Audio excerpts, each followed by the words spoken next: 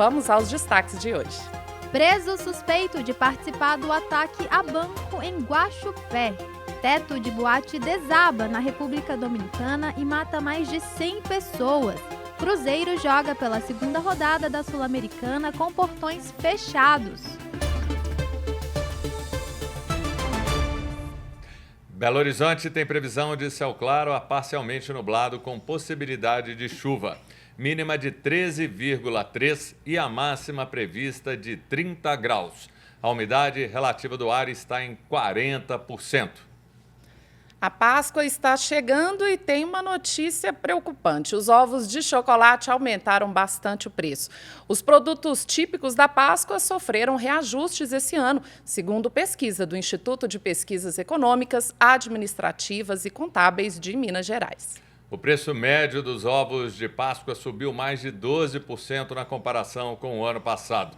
Os chocolates da Garoto tiveram a maior variação de preços este ano, com aumento superior a 18%. O preço do bacalhau teve alta de 4,19% e os peixes, em geral, um acréscimo de 2,53%. Em média, a inflação medida pelo IPCA no período chegou a 7,56%. Prefeitura usa drones para combater focos do mosquito da dengue em Belo Horizonte. As informações com a repórter Milene Alves. A Prefeitura de Belo Horizonte realiza nesta quarta-feira, dia 9, mais um mapeamento aéreo com drones para identificar focos do Aedes aegypti, mosquito transmissor de dengue, zika e chikungunya. Desta vez, a ação será no bairro Heliópolis, na Regional Norte. Neste ano, a Secretaria Municipal de Saúde realizou 36 sobrevoos e vistoriou mais de 23 mil imóveis na capital. Segundo o Executivo, as situações irregulares passam por análise técnica que é encaminhada a agentes de combate a endemias para atuação conforme cada caso. Repórter Milene Alves. Obrigado, Milene. Prefeitura de Contagem retoma a vacinação contra sarampo e catapora. O repórter Nilton Lopes tem os detalhes. A Prefeitura de Contagem, na região metropolitana de Belo Horizonte, recebeu 900 doses da vacina tetraviral, que protege contra sarampo, cachumba, rubéola e catapora. O imunizante começa a ser aplicado a partir desta quarta-feira, dia 9, mas serão centralizadas em uma sala de vacinação por cada distrito sanitário. Uma delas é no Big Shopping, no bairro Eldorado. A vacina tetraviral é recomendada para o público a partir dos 15 meses de idade que já tenha recebido a primeira dose da vacina tríplice viral. Crianças que não se vacinaram na época também podem ser imunizadas até 4 anos, 11 meses e 29 dias. Pais ou responsáveis legais devem estar presentes no momento da imunização e apresentar a caderneta de vacinação, documento de identificação com foto e CPF. Repórter Nilton Lopes. Obrigada, Nilton Lopes. E o bairro Barroca, na região oeste de Belo Horizonte, pode sofrer com a falta d'água ao longo do dia por causa de obras de manutenção operacional na rede da Copasa. A normalização do abastecimento deve ocorrer ainda hoje. E vai faltar água também no bairro Vale das Acácias, em Ribeirão das Neves, na região metropolitana, por danos à rede de distribuição causados por terceiros. A Copasa realiza neste momento uma obra de reparo para resolver o problema. A Câmara Municipal de Belo Horizonte encaminhou à Prefeitura da capital o projeto aprovado pelos vereadores que autoriza o uso didático da Bíblia em escolas públicas e particulares. Segundo o texto do projeto, o livro sagrado será usado como material de apoio para o ensino cultural, histórico, geográfico e arqueológico. Os professores poderão abordar histórias de civilizações antigas, como Israel e Babilônia, e trabalhar com diferentes gêneros literários, como a crônica, poesia e parábola. O projeto determina ainda que a participação em aulas com conteúdo bíblico não será obrigatória, de modo a garantir a liberdade religiosa. O prefeito Álvaro Damião terá um prazo de 15 dias para sancionar ou vetar o projeto. Foi presa na capital uma advogada suspeita de liderar um grupo de criminosos especializados em fraudes contra o sistema judiciário e instituições bancárias. Segundo as investigações, eles teriam desviado cerca de R$600 mil por meio de saques fraudulentos com foco em precatórios, que são dívidas do governo para com pessoas físicas ou jurídicas. A mulher foi localizada em uma ação conjunta das polícias civil de Minas Gerais e da Bahia. Ela é conhecida nas redes sociais por ostentar uma vida de luxo e acumular muitos seguidores. Outras pessoas estão envolvidas no esquema e seguem sendo investigadas. Um carro desgovernado desceu uma rua, atingiu uma motociclista e caiu no córrego Flor d'Água, na Avenida Presidente Tancredo Neves, na altura do bairro Castelo, na região da Pampulha, na noite de ontem. No local, o carro foi encontrado sem nenhum motorista ou passageiro no interior do veículo.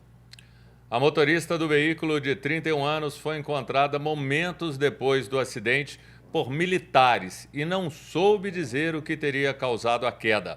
A motociclista atingida pelo carro não se feriu e dispensou atendimento médico. Um dos suspeitos de participar do ataque é um batalhão da Polícia Militar e é um banco em Guaxupé, no sul de Minas Gerais, está preso em São Paulo. O suposto integrante do chamado Novo Cangaço foi detido em Campinas, segundo o secretário de Segurança Pública de São Paulo, Guilherme Derrite. O suspeito estava num carro onde foram encontrados máscaras, amarras, placas de veículos e luvas. No ataque a Guaxupé, o grupo criminoso cercou parte da cidade e efetuou diversos disparos e explosões simultâneas contra o batalhão da PM e a agência bancária do município. O bando fugiu levando uma quantia não revelada pelas autoridades. Está preso em Contagem Pablo Henrique Rodrigues, de 32 anos, acusado de tentativa de feminicídio. No último dia 23 de fevereiro, a empresária Jennifer de Oliveira, mulher dele, pulou de uma altura de 7 metros no prédio onde morava para não ser esfaqueada. Pablo teve a prisão preventiva decretada pela Justiça no mês passado. Estava foragido, mas acabou se entregando à polícia. Ele foi ouvido na Delegacia da Mulher em Contagem. Um inquérito policial apura o suposto crime de tentativa de feminicídio. Em entrevista à imprensa, o advogado Glauber Paiva negou que Pablo tenha cometido agressões contra a empresária e pediu que Pablo Rodrigues responda à justiça em liberdade. 2 mulheres podem responder pelo crime de falsificação de moeda após serem presas em flagrante no município de São Tomás de Aquino, no sul de Minas, pela distribuição de cédulas falsas.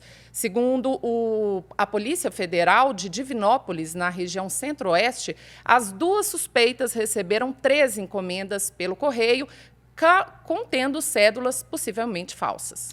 Durante o mandato de busca e apreensão realizado pela polícia, uma das mulheres foi presa em flagrante e a outra foi ouvida e responderá a inquérito policial. As suspeitas foram encaminhadas à cidade de São Sebastião do Paraíso. As polícias civil e militar realizam neste momento uma mega operação em Governador Valadares, no leste do estado, para combater o crime organizado. Cerca de 300 policiais cumpriram 32 mandados de busca e apreensão na cidade. 6 pessoas foram presas por envolvimento em homicídios e tráfico de drogas na região.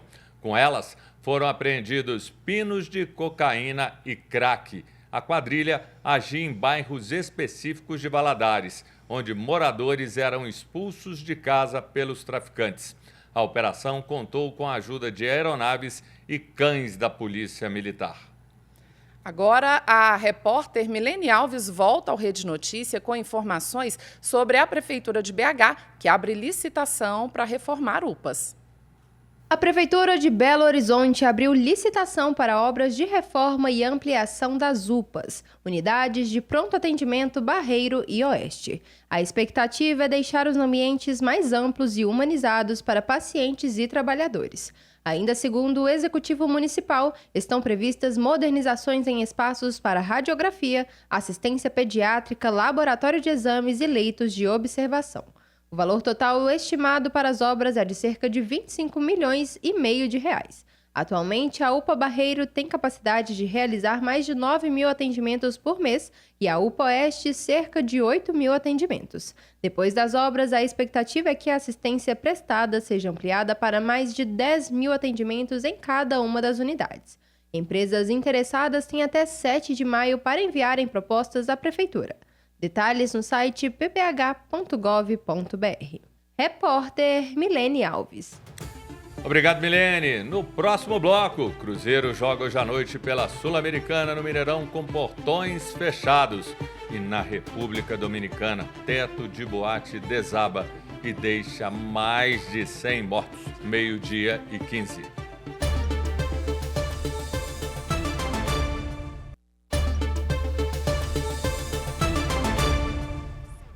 Chegou o dia da reabilitação do Cruzeiro depois das derrotas sofridas na Sul-Americana e no Brasileiro. Agora é a segunda rodada da Sul-Americana no Mineirão contra o Muchukruna do Equador às 9:30 da noite. E um detalhe, o jogo é de portões fechados, sem a presença de torcida. A punição imposta pela Conmebol é por causa do uso de sinalizadores em 2024, na semifinal da Sul-Americana contra o Lanús, no Mineirão. A equipe de Léo Jardim deve ter mudanças e provavelmente Matheus Pereira começa no banco. O Atlético espera a definição do sorteio da Copa do Brasil e o time segue a preparação para o jogo de amanhã pela Sul-Americana contra o Deportes Iquique do Chile no Mineirão às 9:30 da noite. Só lembrando, a partida também terá os portões fechados por causa da punição imposta ao clube pelo uso de sinalizadores em jogo da Libertadores. E a tarde vai ser de atenção para Atlético e Cruzeiro. Às 3h tem sorteio da terceira fase da Copa do Brasil na sede da CBF no Rio de Janeiro. Ao todo, são 32 clubes participantes e vão ser definidos os 16 duelos e os mandos de campo dos jogos de ida e volta. Os confrontos estão previstos para os dias 30 de abril e 31 de maio. Cada clube participante desta fase tem direito a mais de 2 milhões e os times que avançarem garantem também mais de 3 milhões de reais. Hoje, Atlético e Cruzeiro se enfrentam no Sesc Venda Nova às 15h, partida válida pela 5ª rodada do Brasileiro Sub-20. O jogo será com portões fechados por causa da ausência de laudo técnico, que é necessário para permitir a presença do torcedor. O Cruzeiro é o líder da competição com 10 pontos e o Atlético está na 12ª posição com 5 pontos. Mas o time vem de 3 jogos de invencibilidade. É promessa de um bom jogo. E lembrando que a partir da 13h tem o Bola na Rede com mais informações e comentários sobre os nossos times e o esporte em geral na TV Horizonte. Esperamos você. Ministério Público Federal abre procedimento para acompanhar criação de memorial em prédio histórico de BH. O repórter Nilton Lopes tem os detalhes. O procurador regional adjunto dos direitos do cidadão, Ângelo Giardini de Oliveira, realizou uma primeira conversa sobre a ocupação do prédio do antigo DOPS, o Departamento de Origem Política e Social de Belo Horizonte. O encontro reuniu representantes de movimentos sociais, da Comissão da Verdade dos Trabalhadores de Minas e da sociedade civil. O movimento começou em 1º de abril, data simbólica que marca o golpe de 1964 na tentativa de transformar o prédio em um local de memória denominado Memorial dos Direitos Humanos, Casa da Liberdade. Ângelo Giardini justificou que a atuação do Ministério Público Federal é por causa da relevância histórica do prédio e pela necessidade de garantir a efetivação das recomendações que constam nos relatórios finais das Comissões da Verdade Nacional e Estadual. Além da reabertura imediata do memorial, manifestantes exigem recursos para finalizar as obras, participação dos movimentos sociais na gestão do espaço, punição dos agentes da repressão e preservação da memória dos mortos e dos desaparecidos pela ditadura. O imóvel foi tombado em 2016 pelo IEFA, Instituto Estadual do Patrimônio Histórico e Artístico de Minas Gerais, e já tem audiência pública agendada para discutir o tema na Assembleia Legislativa do Estado. Nesta quinta-feira, dia 10, às 15h30, a Comissão dos Direitos Humanos da Assembleia debate as medidas necessárias para a instalação do Memorial dos Direitos Humanos, Casa da Liberdade. Repórter Nilton Lopes. Obrigada, Newton. E foi anunciado o retorno do atendimento parcial do Hospital Amélia Lins, em Belo Horizonte. O repórter Giovanni Rodrigues está na porta do hospital e tem mais informações. Boa tarde, Giovanni. Como está a movimentação por aí agora? Muito boa tarde, Letícia Bessa, Júnior Brasil. Isso mesmo, viu, Letícia? Nós estamos aqui na porta do Hospital Maria Amélia Lins já há um bom tempo, viu? E pelas informações que temos aqui do hospital, na portaria aqui do hospital, a expectativa é que 10 pessoas sejam transferidas do Hospital João 23 aqui para o Gamal do Amélia Lins. 10 pacientes sejam transferidos aqui para o Amélia Lins. Mas até o momento, nada, viu, Letícia? Nenhuma atualidade.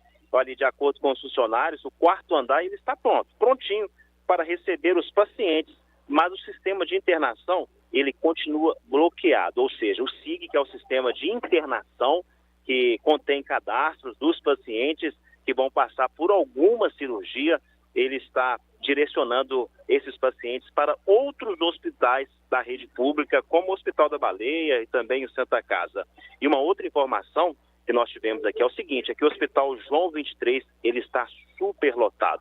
Então, só para quem está acompanhando entender o seguinte, olha, após o impedimento de assinatura da terceirização do HMAL por parte do Tribunal de Contas Estadual de Minas Gerais, na semana passada, o juiz Wenderson de Souza Lima, da 2ª Vara da Fazenda Pública de Belo Horizonte, ele concedeu liminar, determinando a liberação imediata do uso de 41 leitos de enfermaria e a reativação do bloco cirúrgico no prazo de 15 dias em atendimento ao pedido do Ministério Público de Minas Gerais.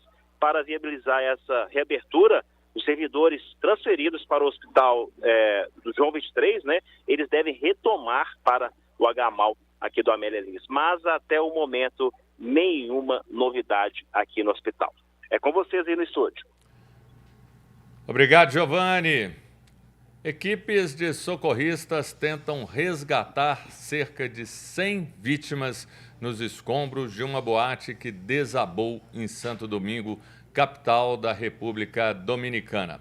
O teto da casa de espetáculos desabou na madrugada de ontem durante um show do cantor dominicano de merengue Ruby Pérez, uma das vítimas da tragédia.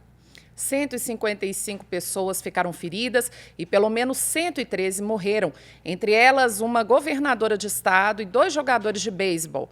Uma multidão acompanha os trabalhos de resgate. O presidente da República Dominicana, Luiz Abinader, lamentou a tragédia e disse que toda a estrutura de socorristas está empenhada nas buscas. O ministro das Comunicações, Juscelino Filho, pediu demissão do cargo após ser denunciado por suposto desvio de emendas parlamentares de quando era deputado federal pelo estado do Maranhão. O agora ex-ministro divulgou uma carta aberta para comunicar o desligamento a fim de organizar a defesa judicial. Segundo Juscelino, a saída foi acertada com o presidente Lula para evitar mais desgastes ao governo. Na época em que o ministro foi indiciado pela Polícia Federal, Lula havia afirmado que afastaria Juscelino se houvesse denúncia da Procuradoria-Geral da República. O presidente Lula participa hoje em Honduras da 9ª cúpula dos chefes de Estado da Comunidade Latino-Americana e Caribenha, bloco que reúne 33 países. No encontro, os presidentes discutem temas globais de interesse comum, com foco na integração regional. Na reunião, o Brasil deve propor uma candidatura feminina latino-americana para o cargo de secretário-geral da Organização das Nações Unidas, que vai ficar vago no próximo ano e até hoje nunca foi liderado por uma mulher. A ex-presidente do Chile, Michelle Bachelet, é uma das possíveis indicadas. O Tribunal Superior de Londres, que julga na Inglaterra o caso do rompimento da barragem de Fundão na cidade de Mariana em 2015, marcou para os dias 2 e 3 de julho uma audiência com o escritório internacional que representa os atingidos pela tragédia. Essa audiência vai definir os detalhes do segundo julgamento do processo que vai tratar dos danos causados pelo rompimento da barragem e das indenizações a serem pagas aos atingidos. Essa segunda fase já está marcada para ter início em outubro de 2026. Na audiência marcada para julho, será definido o cronograma com os prazos para a entrega de documentos de cada parte envolvida. A mineradora BHP é ré no processo. A partir de amanhã, quinta-feira, os turistas dos Estados Unidos, Canadá e Austrália terão que apresentar vistos de entrada no Brasil.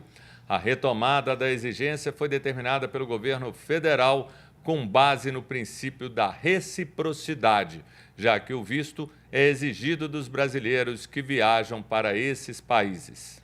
A medida marca o fim da isenção unilateral concedida pelo governo brasileiro desde 2019, que havia sido prorrogada pelo presidente Lula em 2023.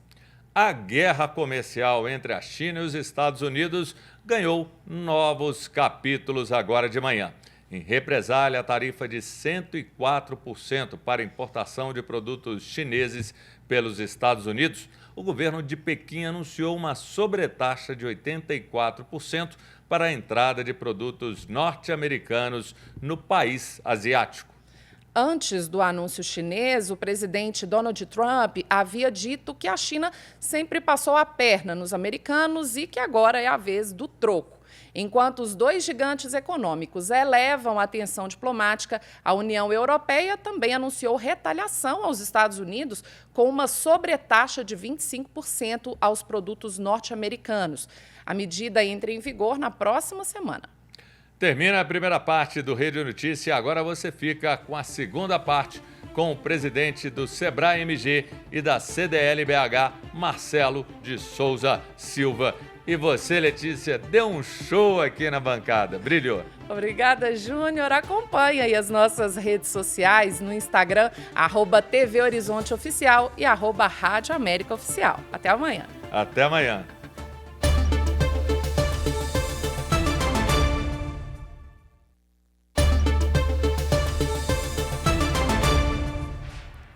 Olá, este é o Rede Notícia Entrevista, momento de pensar e debater os assuntos do dia a dia de uma forma séria, mas ao mesmo tempo descontraída. Saudamos a você que nos acompanha pelas emissoras da Rede Catedral de Comunicação Católica, TV Horizonte, Rádio América FM 107,1 e Rádio Cultura AM 830. Boa tarde, João Eduardo. Juliana Lima, boa tarde. Agora 12h33. Saudamos a você que nos acompanha diretamente da sua casa, no seu carro, no seu trabalho. Obrigado por passar esse início de tarde de quarta-feira conosco aqui nas emissoras da Rede Catedral.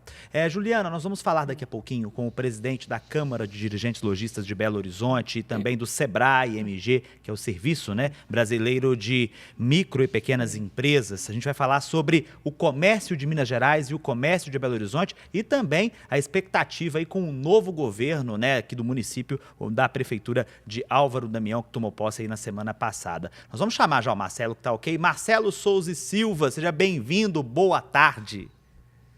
Boa tarde, Juliana, boa tarde, João, a todos os telespectadores. Estamos aqui para conversar sobre empreendedorismo, desenvolvimento da cidade de Belo Horizonte e do estado de Minas Gerais também. Boa tarde.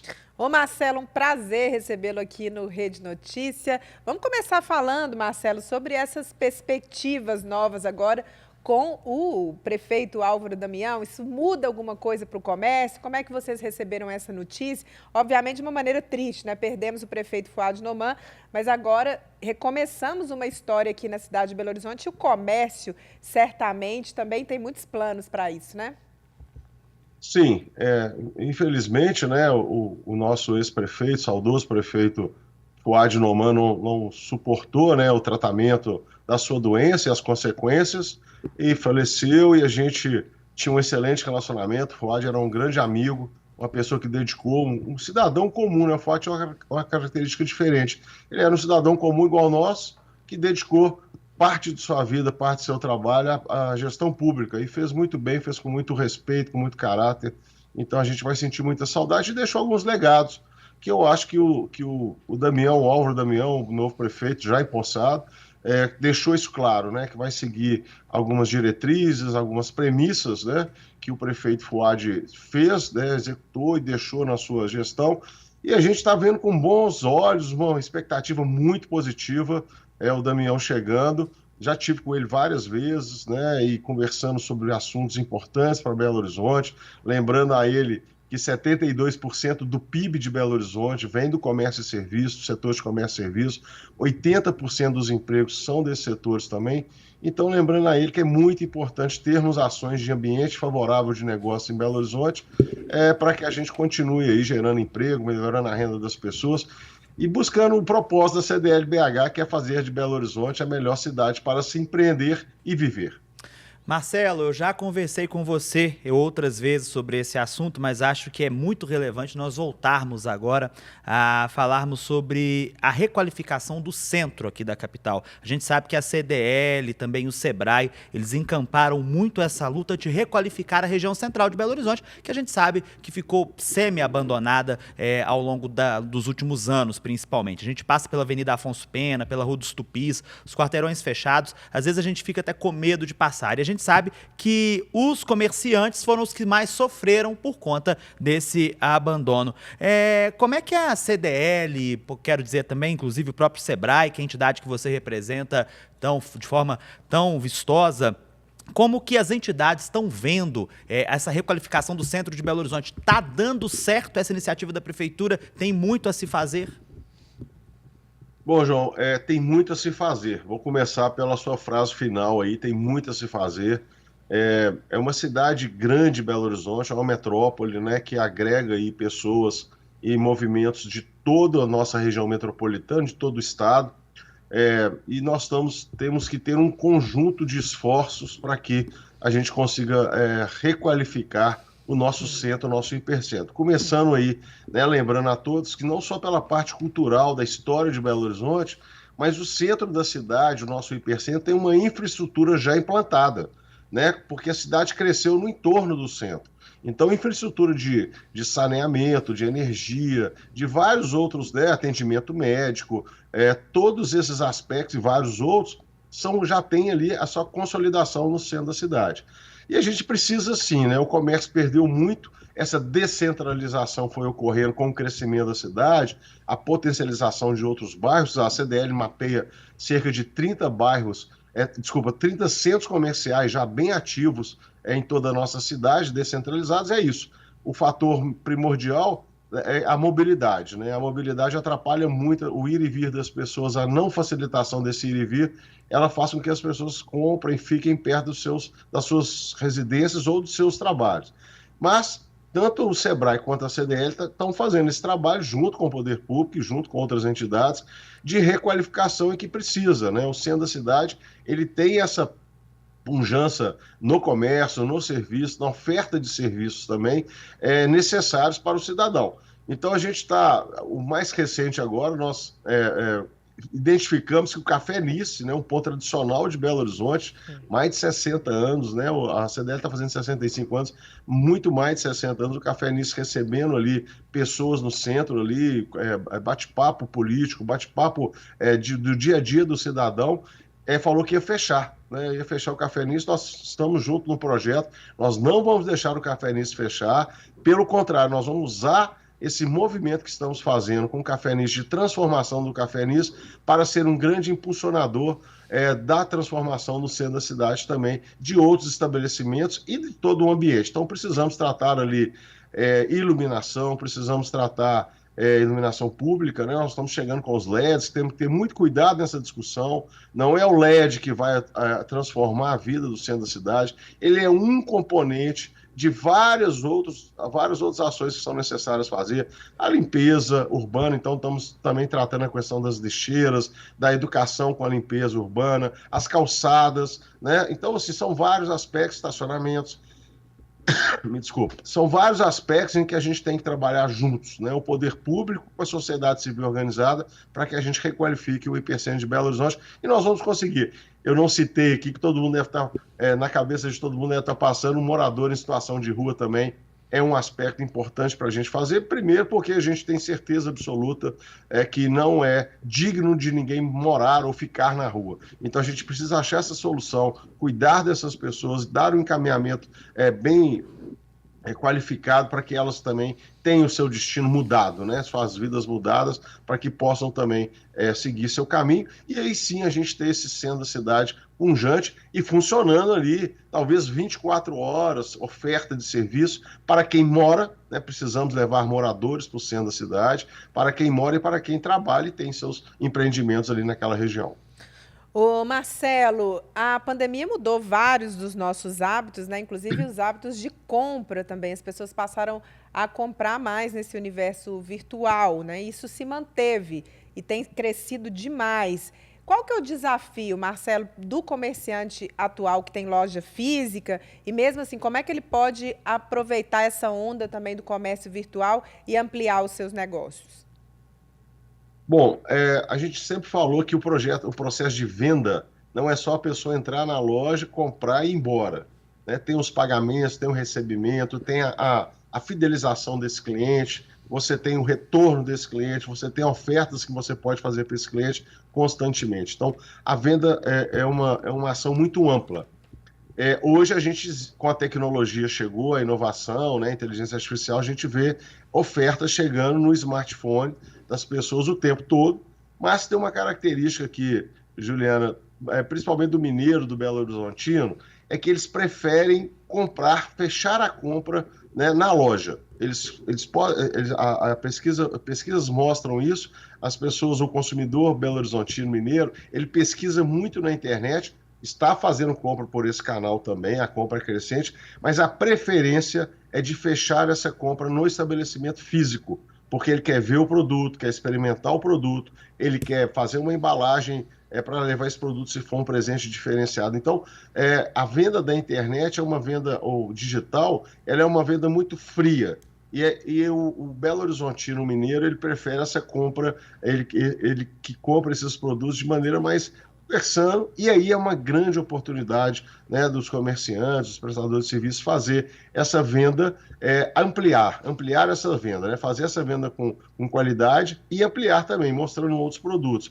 Mas é um momento de transição, a pandemia acelerou esse processo dessa venda digital, mas aqui ainda é um fator, não só aqui, eu tive em janeiro numa feira de varejo, a maior feira de varejo do mundo, a NRF, né, a Retail lá em Nova York, e lá todos os palestrantes foram bem firmes em falar que as lojas físicas talvez de um modelo diferente, modelo de apresentar os produtos, né, ser um showroom diferenciado, mas as lojas físicas ali são ainda um bom canal de venda. Como outros canais, você tem televendas, você tem a venda digital, você tem vários canais de venda que hoje o comerciante ele tem que ficar atento a isso. E isso, tanto a CDL quanto o Sebrae fazem isso muito bem. Levam esse apoio empresarial para o comerciante mostrando isso. E mostrando que ele tem que ter a loja dele bem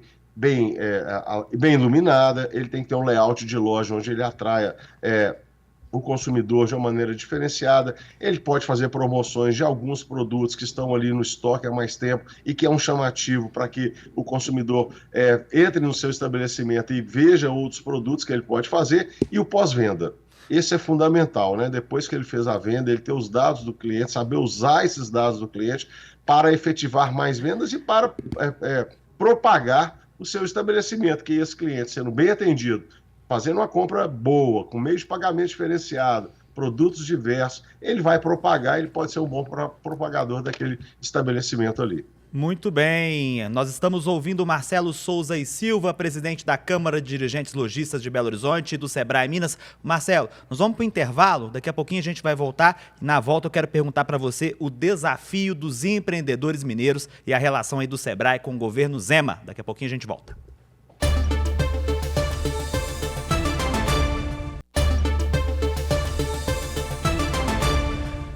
Meio-dia e 47, Rede Notícia Entrevista, pelas ondas das rádios América, Cultura e pela TV Horizonte, emissoras da Rede Catedral de Comunicação Católica. Repetindo agora, meio-dia e 48, nós estamos conversando com Marcelo de Souza Silva, presidente da CDL-BH e também do Sebrae. Marcelo, quero falar com você agora sobre o relacionamento do Sebrae Minas com o governo Zema. Os comerciantes, microempreendedores, estão satisfeitos com a gestão do governo atual?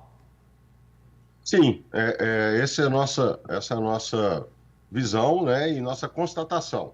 O Sebrae Minas, nesses 2 primeiros anos da gestão que eu estou à frente lá, nós já realizamos mais de 90 projetos em conjunto com o governo de Minas nas políticas públicas, de desenvolvimento econômico, de educação empreendedora, de apoio aos micro, pequenos, aos MEIs, várias ações em conjunto, principalmente para que haja o desenvolvimento econômico local. Os municípios, né, os 853 municípios de Minas Gerais, o Sebrae tem ação nesses municípios, em todos os municípios, e a gente quer fortalecer cada característica ali desses municípios para que eles possam potencializar cada vez mais, até atraindo investimentos, se mantendo fortes para que as pessoas possam continuar convivendo ali, melhorando a renda das pessoas. E nesse sentido, os empreendedores são muito importantes.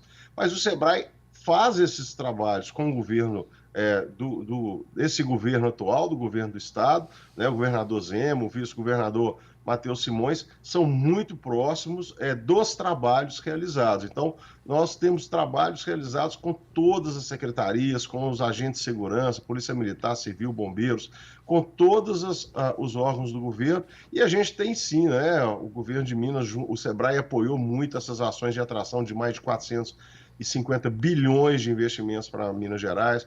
O Sebrae trabalha muito a questão do encadeamento produtivo, então, grandes empresas com grandes projetos nos municípios.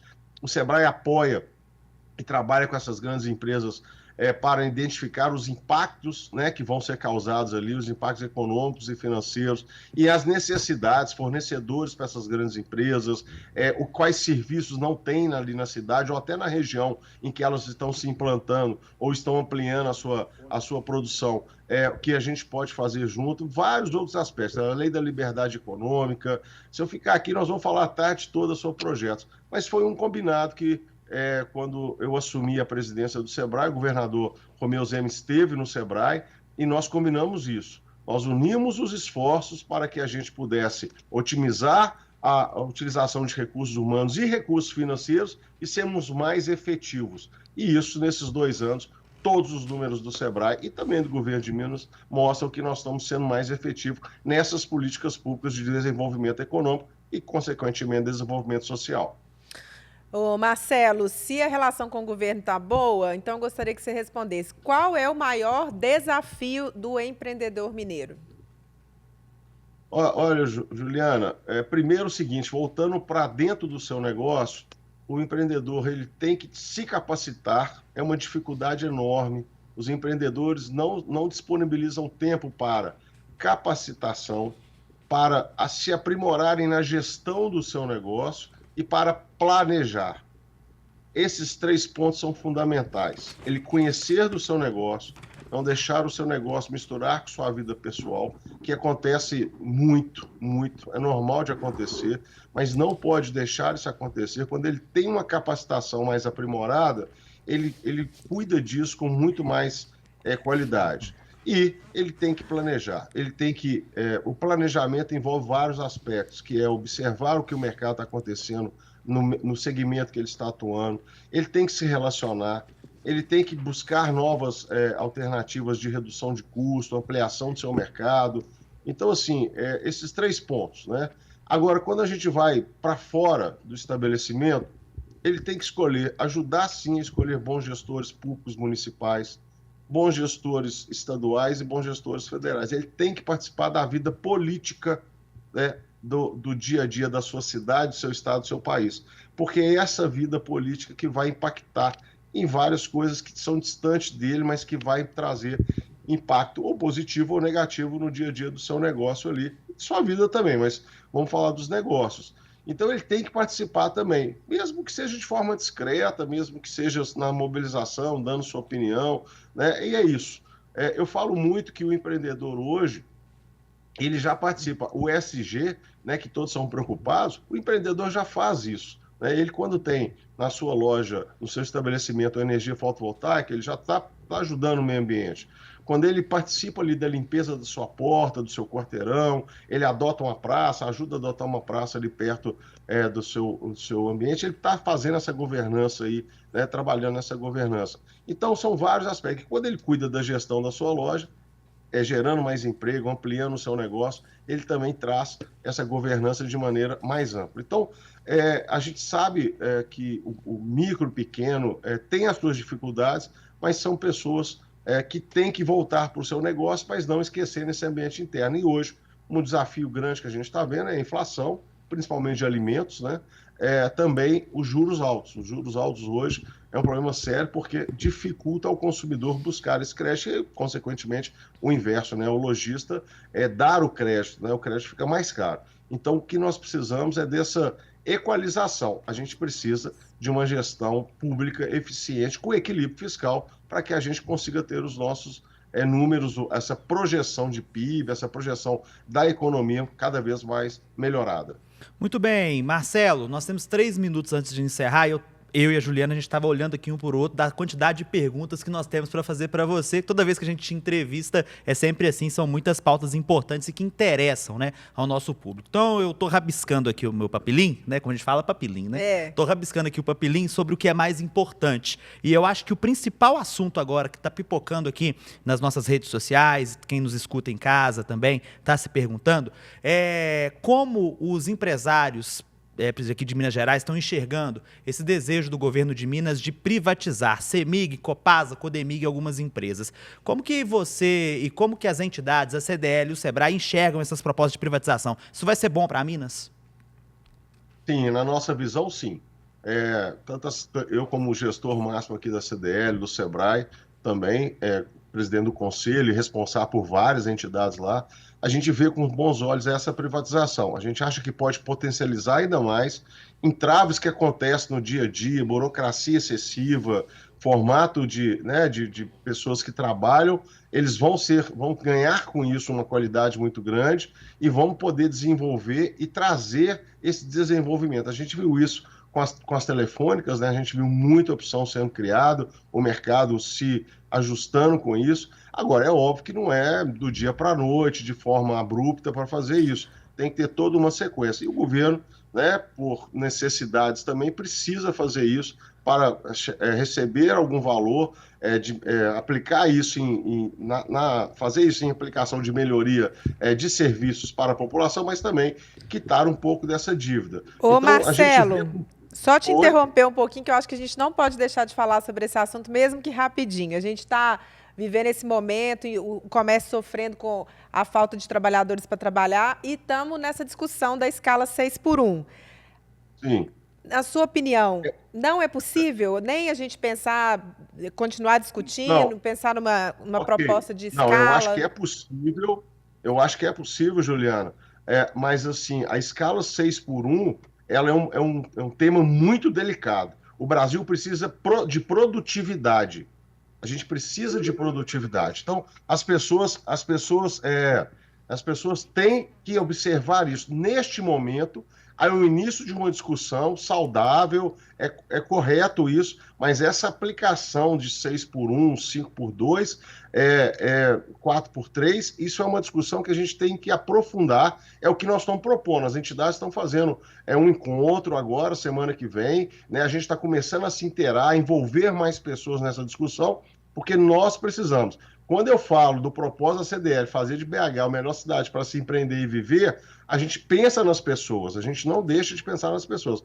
Mas este momento é um momento que a gente precisa de muita produtividade. E a gente acha que, neste momento, esse impacto da redução das horas trabalhadas vai ser prejudicial e vai causar aí um aumento de preços e de serviços que, neste momento, nós não podemos nem pensar. Seguiremos nessa discussão, acompanhando esse debate. Olha, esse foi o Marcelo de Souza e Silva, presidente da CDL, Câmara dos Dirigentes Lojistas de Belo Horizonte, SEBRAE Minas, falando sobre comércio, falando sobre empreendedorismo. Marcelo, muito obrigado pela sua presença. É sempre muito rico o debate com você. Esperamos te ter novamente aqui no Rede Notícia. Tá bom, muito obrigado, Juliana, João, a todos os telespectadores. São assuntos, né, que a gente ficaria aqui o dia inteiro discutindo com detalhes, mas essa visão geral é importante e queria valorizar muito os empreendedores. Os empreendedores hoje são o porto seguro do nosso país para o desenvolvimento, tanto econômico como social. Obrigado, até a próxima. Muito obrigado, Marcelo. Obrigado pelo carinho conosco. A você que esteve conosco, permaneça em nossa programação. Vem aí o Bola na Rede com o Júnior Brasil. Siga a gente nas redes sociais. Até amanhã. Até amanhã.